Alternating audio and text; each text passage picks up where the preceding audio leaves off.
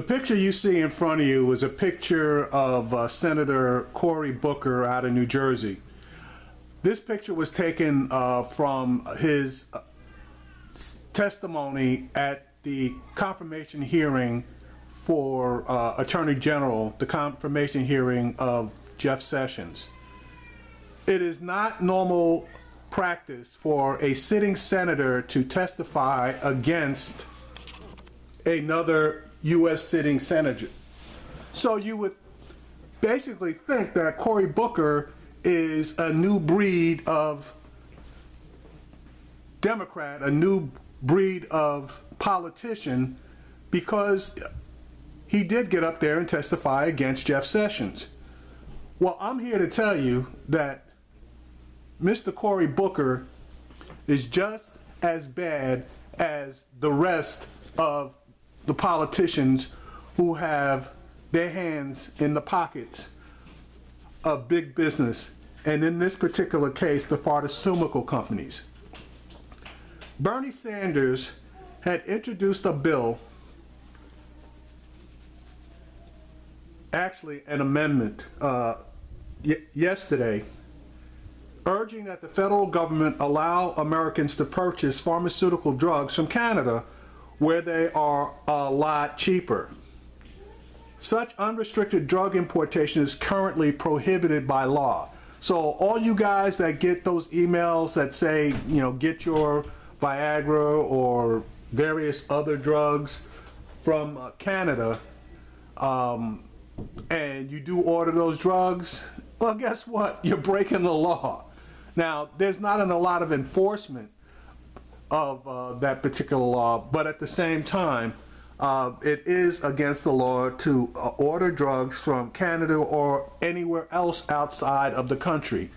I know that in California, there are a ton of people that drive across the border from San Diego into Tijuana, hit a pharmacy, and you really don't even need a prescription down there, but they'll hit a pharmacy for various items, especially Viagra, etc., which is way, way cheaper, and basically come back across the border, don't, you know, say anything, and they got whatever they need.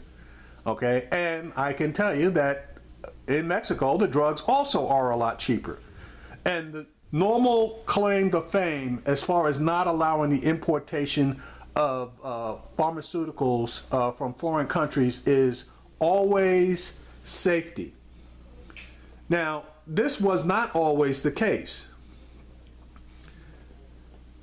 Most Americans really want to be able to do this, and the reason why the pharmaceuticals are so much cheaper in Canada and in Mexico is because those two countries are able to negotiate prices on their pharmaceuticals.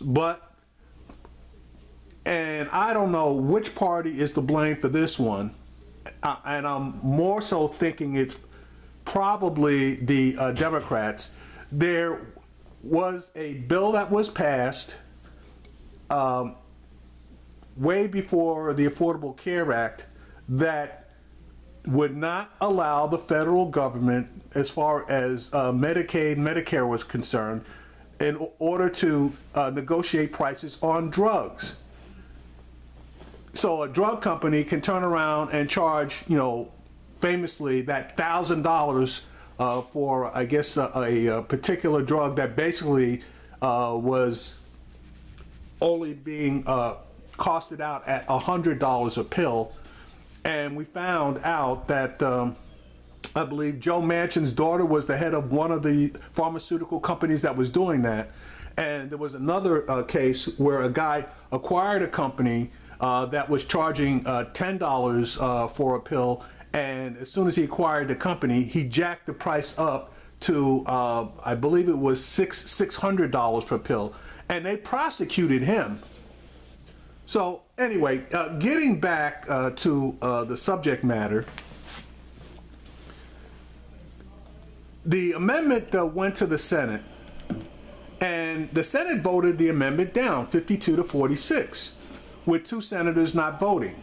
Now, you would think that the vote went strictly along party lines, but that wasn't the case. 13 Republicans joined Bernie Sanders and the majority of Democrats in supporting the amendment, while 13 Democrats and a majority of Republicans opposed it. Now, you do your own research, look it up for yourself and see who's who and what's what as far as who was the ones that were for and against. But I am pointing to this man right here, Cory Booker. He was one of the 13 Democrats that opposed the bill. Now, in order to cover his ass, he issued a statement that says he supports the importation of prescription drugs, but that any plan to allow the importation of prescription medications should also include consumer protections that ensure foreign drugs meet American safety standards. He claimed that he opposed the amendment put forward because it didn't meet this test. Now, that is the same bullshit excuse that Congress has used ever since the original allowance for the importation of drugs from Canada expired. Yes, ladies and gentlemen, it used to be legal in order to buy drugs from Canada, but it had a sunset clause and it had to constantly be renewed. Well, the last time that it was actually up for renewal, it got defeated, and thus we are here where we are.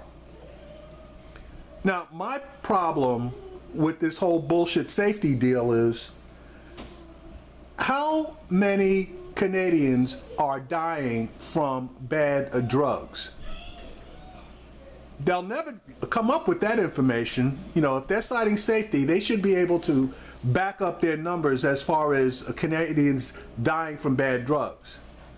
But at the same time, our holier than thou FDA is constantly recalling drugs that they have originally certified as being safe, and then years and years later turn around and recall the drugs, and that's where you see all the lawsuits for various drugs and various other items. So our FDA does not have a 100% safety record on its own. So in my opinion, if nobody's perfect and everybody has issues, safety issues, then we should do the same thing for our stuff as we do for theirs. Now, the caveat that I'm going to make is, guess where Canada gets the majority of its pharmaceuticals from? If you guess the United States, you win the prize. Canada imports all of its drugs, or the majority of its drugs, from the United States. But because it's able to negotiate price, it gets a super great deal on its pharmaceutical importation. So for them to make the excuse that they are unsure about the safety of the drugs, again, that's a red herring, because the drugs that we will be importing from Canada are the same drugs that are made here.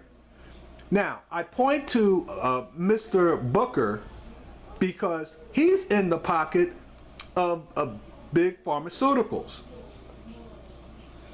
Mr. Booker has received more money from the pharmaceutical companies over the past 6 years than any other Democratic senator. He's received $267,000 from the pharmaceuticals. In addition, significant numbers of pharmaceutical and biotech companies reside in the state of New Jersey, which is Cory Booker's home state. You have other senators that receive six-figure donations from the industry, like Senator Casey, Patty Murray, and Michael Bennet. So for us to think that the things have changed and the Democrats have woke up and seen the light, no, money's still going in pockets, and money from big business, big pharma,